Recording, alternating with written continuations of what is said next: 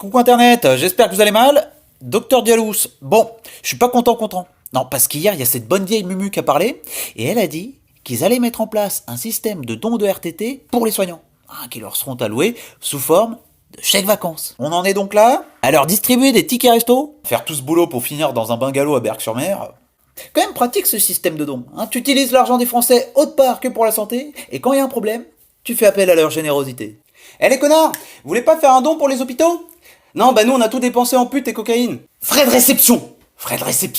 Ouais, et le 14 juillet, Macron, il veut même rendre hommage aux blouses blanches. Et certains vont recevoir une distinction.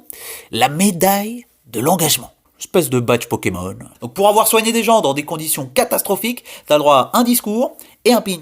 T'es quand même mieux récompensé que ça en maternelle quand tu réussis à pas déborder de ton coloriage. Les 13 est fini. Bon après je suis pas étonné non plus qu'il fasse comme pour les militaires en termes de récompense. Comme il a pas arrêté de comparer cette situation à celle d'une guerre. Nous sommes en guerre. En guerre sanitaire, certes. Finalement, il va juste au bout de sa logique. Et du coup, monsieur Macron, pour aller au bout de votre analogie guerrière, est-ce qu'on pourrait pas augmenter le budget de la santé à hauteur de celui de l'armée? Qu'en dites-vous? Parce que si ça continue, on va devoir se soigner entre patients dans les hôpitaux. Et je plains celui qui va tomber sur moi. Je suis déjà pas très bon au docteur Maboul. Pour finir, ce que je vous propose, les amis, c'est de garder vos RTT. Vous avez quand même travaillé pour ça. Et d'arrêter d'applaudir. Non, parce que déjà, au bout de 2 rappels au théâtre, on en a plein le cul. Alors là... Les 20h là, c'est que... Wouh.